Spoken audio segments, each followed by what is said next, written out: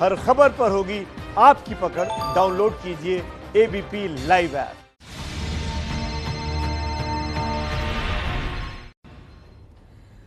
तो सरहद पर भाला लेकर चीन खड़ा है, देश के अंदर कोरोना अड़ा है, आर्थिक मंदी की चपेट में हर परिवार जूझ रहा है।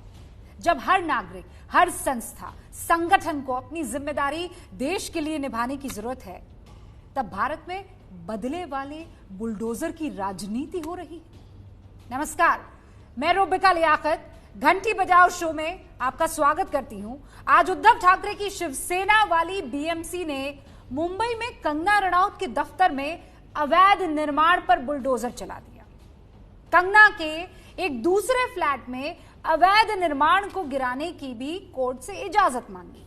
सुशांत राजपूत की मौत के बाद उसे देश का बेटा बताकर शुरू हुई राजनीति अब कंगना रनौत को देश की बेटी बताकर आगे बढ़ रही है, जिसमें यह कहा जा रहा है कि फिलहाल उद्धव ठाकरे और उनकी पार्टी शिवसेना बीजेपी से अपना बदला कंगना के घर दफ्तर पर बुलडोजर चलाकर निकाल रही है। और इसी राजनीति में ध्वस्त होती जा रही है जनता की असली समस्या, जनता के असली मुद्दे।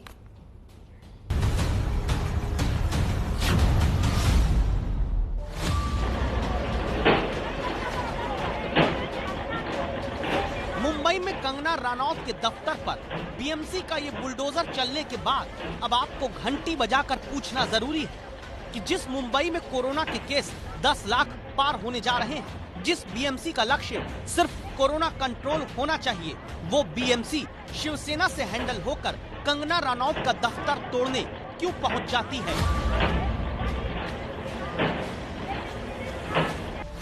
आज मेरा घर टूटा है, कल तेरा घमंड टूटेगा।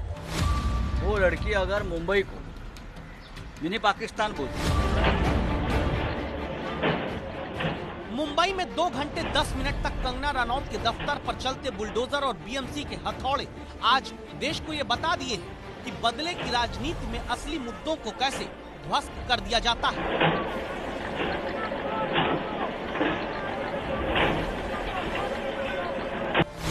ये वक्त का पहिया है, याद रखना, हमेशा एक जैसा नहीं रहता। ऐसी हालत में उनको महाराष्ट्र में रहने का, मुंबई में रहने का कोई अधिकार नहीं है। कंगना रनौत को मिली 22 सिक्योरिटी। कंगना की सुरक्षा के लिए एयरपोर्ट पर जुटी करणी सेना।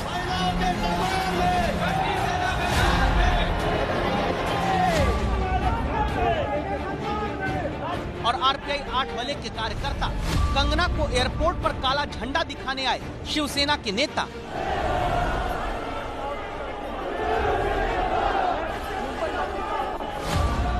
और अवैध निर्माण की आड़ में कंगना के दफ्तर को तहस नहस करने वाली राजनीति ने दिखा दिया कि घर में आर्थिक और सीमा पर चीन की चुनौती से जूझते देश में जनता के मुद्दों का खंडहर कैसे खड़ा किया जाता है।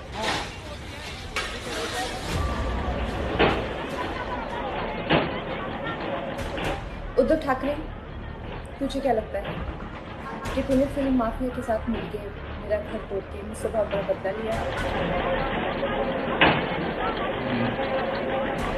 जैसे को तैसा, जो जैसा बोलेगा वैसा उसका जवाब मिलेगा। आज मेरा घर टूटा है, कल तेरा घमंड टूटेगा। बाबर की सेना क्या कहे, ये सारी की सारी बोली बीजेपी और आरएसएस की है। ये वक्त का पहिया है, याद रखना, हमेशा एक जैसा नहीं रहता। PoK occupied Maharashtra Mumbai. उद्धव ठाकरे, ये जो क्रूरता और ये जो आतंक है, अच्छा हुआ ये मेरे साथ, क्योंकि इसके कुछ मायने हैं। लड़की माफी मांगेगी महाराष्ट्र की तो मैं सोचूंगा। बदले की राजनीति का बुलडोजर ही कंगना रनौत के दफ्तर पर चला। क्या इसलिए क्योंकि कंगना रनौत ने 9 सितंबर को मुंबई में कदम रखने की चुनौती शिवसेना को दी थी। लेकिन मैं 9 सितंबर को आ रही हूँ। आपके लोग कह रहे हैं कि आप लोग मेरा जबड़ा तोड़ देंगे, आप लोग मुझे मार डालेंगे। आप लोग मुझे मारिए, क्यों? क्योंकि इस देश की जो मिट्टी है वो ऐसे ही खून से सींच कर इस देश की जो गरिमा है और अस्मिता के लिए न जाने कितने लोगों ने अपनी जान दी है, और हम भी देंगे संजय जी, हम भी देंगे, क्योंकि हमको भी वो कर्ज निभाना है। मिलते हैं 9 सितंबर को। जय हिंद, जय महाराष्ट्र। बुधवार को चंडीगढ़ एयरपोर्ट से 22 सिक्योरिटीधारी कंगना मुंबई के लिए उड़ान भरने के बाद जब तक मुंबई पहुंचती तब तक मुंबई में बीएमसी के कर्मचारी हाथ में हथौड़ा, कुदाल और जेसीबी मशीन लेकर मुंबई के पाली हिल में मौजूद कंगना के दफ्तर में अवैध निर्माण तोड़ने पहुंच चुके थे। यहाँ बीएमसी ने कार्रवाई शुरू कर दी है और जेसीबी चल रही है। एक और बड़ी गाड़ी अभी यहाँ पर आई है और यहाँ पर इस समय सवाल यही उठता है कि जो बीएमसी है उसे इन्हीं दिनों में इस अवैध कंस्ट्रक्शन की याद क्यों आई है। ये जो है पहले से क्यों नहीं याद आई, क्योंकि निर्माण जो है अभी हाल का नहीं है, पहले का है। मैं अपने कैमरा पर्सन अरविंद से भी ये कहूंगा कि वो अपने कैमरे को और पैन करके दिखाएं कि किस तरीके से जेसीबी की जो कार्रवाई है वो चल रही है। सब यही पूछ रहे हैं कि अवैध निर्माण कंगना के दफ्तर में कोई अचानक तो हुआ नहीं, फिर बीएमसी को क्यों अभी याद आई? क्या बदला लेने के लिए उद्धव ठाकरे की पार्टी को कंगना का दफ्तर याद आया?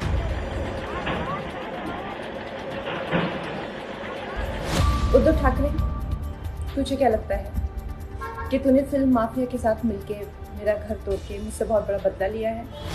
बालकनी का जो हिस्सा है उसको तोड़ा गया है और पूरी तरह से इस जगह को डिमोलिश किया गया है। नीचे का जो बाहर का हिस्सा है वो पूरी तरह से तोड़ा गया है। हमने कैमरे में देखा कि ग्राउंड फ्लोर का हिस्सा जो है उसको पूरी तरह से ध्वस्त कर दिया गया है। आगे का जो हिस्सा है और इसके साथ ही फ्रंट की जो बालकनी है उसको भी पूरी तरह से तोड़ दिया गया है। बदला ऐसा जहां 24 घंटे में बीएमसी को 2x6 का अवैध स्लैब फर्स्ट फ्लोर पर दिख गया। बीएमसी को तुरंत स्टोर रूम में किचन का अवैध निर्माण दिख गया। ग्राउंड फ्लोर पर टॉयलेट में ऑफिस का केबिन नजर आ गया। पूजा के कमरे में पार्टीशन कर बना मीटिंग रूम भी दिख गया। जेसीबी चलाने वालों को भी नहीं पता क्या अवैध है क्या वैध, बस जो कहा गया तोड़ते चले गए। जो भी तोड़ा आपके सामने तोड़ा, पता नहीं वो क्या था, मेरे को पता नहीं। बालकनी का ने जो बताया वो तोड़ा, जो भी था उनका। जेसीबी ड्राइवर हैं जिनका कहना है कि उनको जो निर्देश दिया गया उन्होंने बस उस निर्देश का पालन किया है। दावा है कि 2016 से 2019 तक बीएमसी के पास मुंबई में अवैध निर्माण की कुल 94,851 शिकायतें आईं। मुंबई में अवैध निर्माण की कुल 52,154 शिकायतें सच्ची पाई गईं। 52,154 शिकायत पर 21,873 को ही नोटिस बीएमसी की तरफ से भेजा गया। 52,145 शिकायत के बदले 3 साल में बीएमसी सिर्फ 5,461 जगह पर अवैध निर्माण गिराती है। लेकिन कंगना रनौत के दफ्तर में अवैध निर्माण 24 घंटे के नोटिस में तोड़ दिया जाता है। आज मेरा घर टूटा है, कल तेरा घमंड टूटेगा। ये वक्त का पहिया है, याद रखना, हमेशा एक जैसा नहीं रहता। बदला ही ले रही थी उद्धव सरकार, वरना जिस पाली हिल इलाके में अवैध निर्माण के लिए 24 घंटे में कारण बताओ नोटिस देकर कंगना के दफ्तर पर बुलडोजर बीएमसी ने चला दिया, उसी के बगल में फैशन डिजाइनर मनीष मल्होत्रा के बंगला नंबर 6 के अवैध निर्माण को तुरंत गिराए जाने की जगह 7 दिन तक जवाब देने का मौका बीएमसी की तरफ से दिया गया। ये बदला था या कानूनी कार्रवाई? आप बीएमसी की मेयर से संवाददाता अजय दुबे के पूछे गए सवाल का जवाब सुनकर अपने आप समझ जाएंगे। कंप्लेंट करने के बाद भी एक्शन नहीं होती तो भी बोलते थे कंगना को डर गए।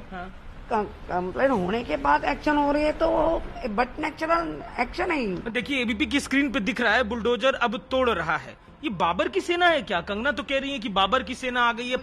मुझे आप ऐसी बात करेंगे जैसे उसके मुंह से आप बोल रहे हैं तो मुझे बोलना ही नहीं है, क्योंकि आप क्यों बीएमसी को बाबर बीबर के साथ जोड़ते हैं? बीएमसी की मेयर तक कह रही हैं कि अगर कार्रवाई न करते तो लगता कि शिवसेना कंगना रनौत से डर गई, इसीलिए तो 24 घंटे में जवाब देने का नोटिस बीएमसी ने कंगना के दफ्तर के बाहर लगाया।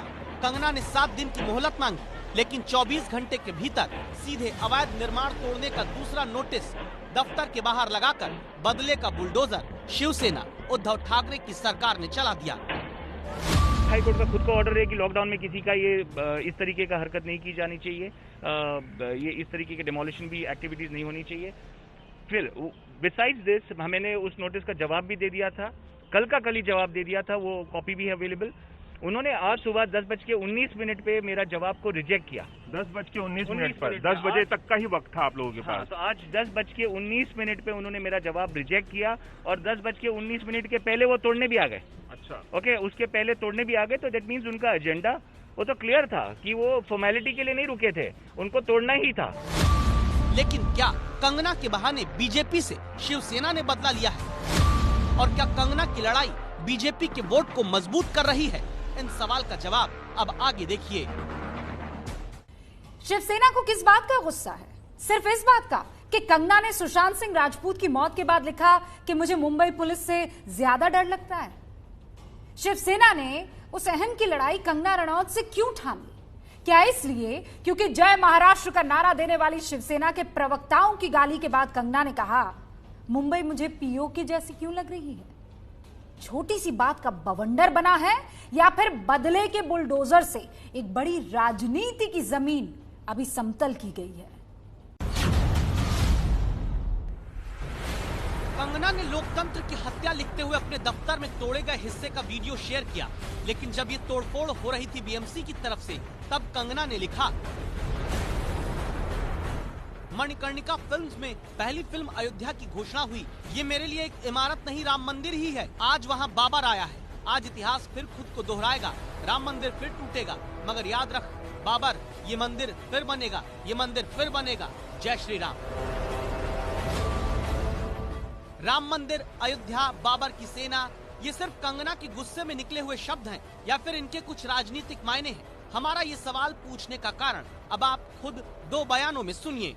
मुझे लगता है कि तुमने मुझ पर बहुत बड़ा एहसान किया है, क्योंकि मुझे पता तो था कि कश्मीरी पंडितों पे क्या बीती होगी। आज मैंने महसूस किया है और आज मैं इस देश को वचन देती हूँ कि मैं सिर्फ अयोध्या पे ही नहीं, कश्मीर पे भी एक फिल्म बनाऊंगी। बाबर और उसकी सेना ये हमेशा मुसलमानों को टारगेट कर रही है। बाबर की सेना क्यों कह रही है? ये और कहती है, ये औरत ये कहती है कि इस्लामिक डोमिनेशन को मैंने फिल्म से खत्म कर दिया।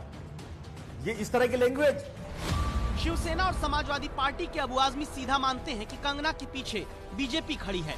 धनुष बाण चुनाव चिन्ह वाली शिवसेना को लगता है कि उसे उसी के घर में उसी के हिंदुत्व कार्ड से कंगना ललकार रही है, तो इसके पीछे पुरानी साथी बीजेपी का हाथ है। इसकी वजह यह है कि कंगना ने अपने गृह राज्य हिमाचल प्रदेश में खुद के लिए सुरक्षा मांगी। हिमाचल की बीजेपी सरकार ने केंद्र से राज्य के बाहर भी कंगना को सुरक्षा देने की मांग की। केंद्रीय गृह मंत्रालय ने कंगना को वाई कैटेगरी की सुरक्षा दे दी। अब कंगना के पास सुरक्षा जवानों की भी है और बीजेपी के नेताओं के बयानों की भी। इलीगल कंस्ट्रक्शन है तो जरूर कार्रवाई होनी चाहिए, लेकिन सबके साथ ये कार्रवाई होती तो निश्चित रूप से उचित कार्रवाई होती। किसी ने आपके खिलाफ बात कही, इसलिए जब आप कार्रवाई करते हो तो ये कायरता है, बदले की भावना है, और महाराष्ट्र में इस प्रकार की भावना का कोई सम्मान नहीं हो सकता। तो क्या कंगना के दफ्तर और घर में अवैध निर्माण गिराने के बहाने Uddhav Thackeray and party BJP से बदला निकालने में जुटी है? क्योंकि कंगना ने हाईकोर्ट में सुनवाई की अर्जी दे रखी थी। हाईकोर्ट में कंगना की अर्जी पर दोपहर 12:30 बजे सुनवाई होनी थी, लेकिन सुबह 10:30 बजे से दोपहर 12:40 के बीच बीएमसी ने कंगना के दफ्तर में अवैध निर्माण गिरा दिया। हाईकोर्ट के फैसले का इंतजार तक नहीं किया, जिसमें बाद में कोर्ट ने कंगना के पक्ष में स्टे ऑर्डर दिया। तक बॉम्बे हाईकोर्ट का यह आदेश आता तब तक डैमेज हो चुका था। जो डैमेज बीएमसी को करना था वो बीएमसी ने कर दिया, और इसके बाद अब से घंटे भर पहले ही, इस आदेश के आने से पहले ही बीएमसी के कर्मचारी अपनी कार्रवाई करके यहाँ से निकल गए। मतलब ये एक तरह से झटका जरूर कह सकते हैं, लेकिन बीएमसी को अपनी जो खुन्नस निकालनी थी शिवसेना को, वो यहाँ पर उसने कर लिया, अपना प्रतिशोध ले लिया। जो बदले की भावना उसको दर्शानी थी वो उसने जरूर दिखा दी। और अपने देशवासियों को जगाऊंगी, क्योंकि मुझे पता था हमारे साथ होगा तो होगा, लेकिन मेरे साथ हुआ है, इसका कोई मतलब है, इसके कोई मायने हैं। और उद्धव ठाकरे, ये जो क्रूरता और ये जो आतंक है, अच्छा हुआ ये मेरे साथ है, क्योंकि इसके कुछ मायने हैं। जय हिंद, जय महाराष्ट्र। तो अब उद्धव ठाकरे के खिलाफ तलवार उठा चुकी कंगना के तेवर देखकर ये सवाल पूछा जा रहा है, क्या कंगना के बहाने अब महाराष्ट्र की सरकार पर भी संकट आ सकता है? इस सवाल की वजह ये कि जिस एनसीपी और कांग्रेस के भरोसे उद्धव ठाकरे मुख्यमंत्री बनकर सरकार चला रहे हैं, उनमें से सबसे प्रमुख एनसीपी के मुखिया शरद पवार कंगना के घर में बीएमसी की कार्रवाई से सहमत नहीं। क्यों और कैसे, इस कहानी को पहले जान लीजिए। 30 अगस्त को कंगना ने कहा था मूवी माफिया के मुकाबले मुंबई पुलिस का ज्यादा डर उन्हें लगता है। तब संजय राउत ने सामना में संपादकीय लिखते हुए कहा था कंगना ने मुंबई पुलिस का अपमान किया, वो मुंबई ना आए। जवाब में कंगना ने कहा था मुंबई में मुझे पीओके जैसा क्यों लग रहा है। इसी सीक्वेंस के बाद कंगना को माफी मांगने के लिए महाराष्ट्र में कहा जाने लगा।